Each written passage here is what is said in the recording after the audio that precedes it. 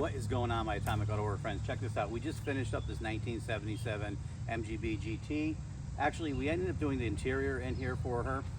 She wanted new seat covers, new door panels.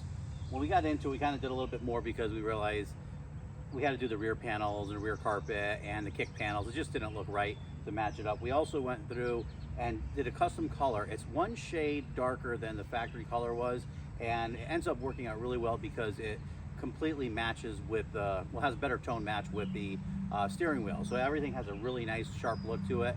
And while it was in, she had us do a tune-up, so we did plugs, wire, filter, oil filter, new oil obviously, cap, rotors, the whole shebang. So now she gets to go take her car out and have fun and enjoy it.